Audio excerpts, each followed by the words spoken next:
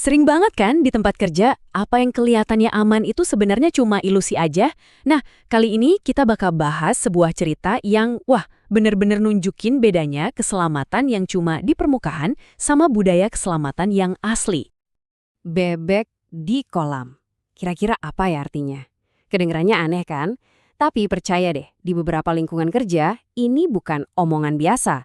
Ini tuh sebuah kode, sebuah sinyal yang bisa bikin semua orang langsung bergerak serempak dan terkoordinasi. Yuk, kita telusuri bareng-bareng dari mana asalnya. Oke, kita mulai ceritanya ya. Coba bayangin, ada seorang pekerja namanya Daryl. Dia lagi kerja di pabrik yang hiruk-pikuk, suara mesin di mana-mana, semuanya biasa aja. Sampai dia melihat sesuatu yang bikin dia deg-degan. Dua pimpinan jalan lurus ke arah tempat dia kerja. Wah, dia udah tahu banget nih artinya apa. Dan disinilah aksinya dimulai. Tanpa kelihatan panik sama sekali, Daryl langsung ngelakuin prosedur yang udah hafal di luar kepala. Pertama, dia ambil radionya. Kedua, dia ngucapin kode rahasia tadi.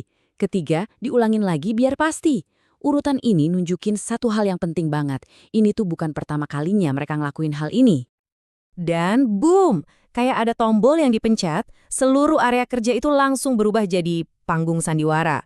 Semua orang gerak cepat. Ada yang buru-buru pakai sarung tangan, ada yang beresin alat-alat yang berantakan, dan masang muka seolah-olah taat prosedur banget. Udah kayak aktor profesional, semua orang tahu persis harus ngapain begitu dengar kode itu. Jadi, apa yang barusan kita lihat itu? Itu bukan budaya keselamatan, teman-teman. Itu namanya sandiwara keselamatan. Sebuah drama yang nunjukin ada jurang pemisah yang dalam banget antara yang kelihatan aman sama yang beneran aman. Nah, disinilah letak masalahnya. Kalau dari sudut pandang pimpinan yang lagi jalan-jalan itu, semuanya kelihatan sempurna banget. Karyawan pakai APD lengkap, prosedur diikutin, bahkan kayaknya lagi ada obrolan soal keselamatan. Kelihatannya ideal kan? Tapi, begitu mereka balik ke kantor dan lihat data, angkanya ngomong lain. Tingkat kecelakaannya tetap aja tinggi. Ini dia yang bikin manajemen pusing. Apa yang mereka lihat pakai mata kepala sendiri di lapangan, kok beda banget sama angka di laporan? Mereka tahu pasti ada yang nggak beres, tapi masalahnya itu kayak hantu, nggak kelihatan. Terus gimana dong cara kita ngejelasin kesenjangan ini? Jawabannya ternyata ada di dua jenis kepatuhan yang berbeda. Ada kepatuhan publik, alias pas lagi diliatin, dan kepatuhan pribadi, pas nggak ada siapa-siapa yang ngawasin. Nah, budaya bebek di kolam ini intinya adalah budaya yang reaktif. Orang-orang baru pada aman kalau ada yang liatin. Tujuannya apa? Bukan buat mencegah cedera, tapi buat menghindari omelan dari bos. Jadi keselamatan itu cuma jadi pertunjukan aja, cuma acting. Terus, gimana caranya kita nyetop sandiwara ini? Tentu tujuannya adalah kita harus bisa ngelewatin kepatuhan publik ini dan mulai ngebangun sesuatu yang beneran nyata, yaitu kepatuhan pribadi. Sebuah budaya keselamatan yang asli, bukan KW. Dan ini dia konsep kuncinya, kepatuhan pribadi. Ini adalah kondisi idealnya, di mana orang-orang itu kerja dengan aman bukan karena takut, tapi karena mereka percaya itu yang benar. Ini adalah budaya di mana semua orang ngerti kenapanya di balik setiap aturan.